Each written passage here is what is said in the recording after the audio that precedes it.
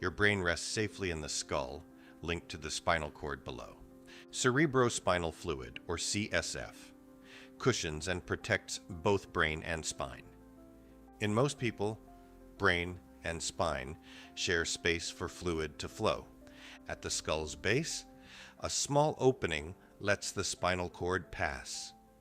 Each heartbeat keeps this balance alive, a calm rhythm of protection.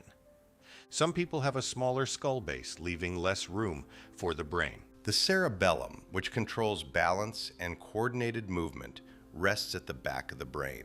When the cerebellum pushes through that opening, it's called Chiari Malformation.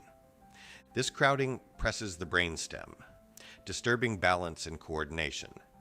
It can block CSF circulation, like a dam stopping a river. When CSF is blocked, pressure builds in the skull and spine. This pressure causes headaches that worsen with coughing or straining.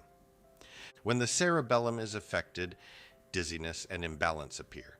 Pressure on the brainstem can affect swallowing, speech, and breathing. In children, Chiari malformation may show as scoliosis, weakness, or delayed walking. Fluid can collect inside the spinal cord, forming a syrinx. A syrinx forces fluid into the cord, damaging nerve fibers within. MRI shows the cerebellar tonsils dropping more than 5 millimeters. Cine MRI reveals whether CSF flow is blocked or restored. If symptoms worsen or a syrinx appears, surgery relieves the pressure. During surgery, a small piece of bone is removed from the skull base.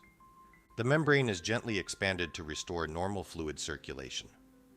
After decompression, CSF moves freely again, relieving pressure. Headaches and balance improve first, followed by strength and coordination. With early treatment, most people with Chiari malformation lead full active lives.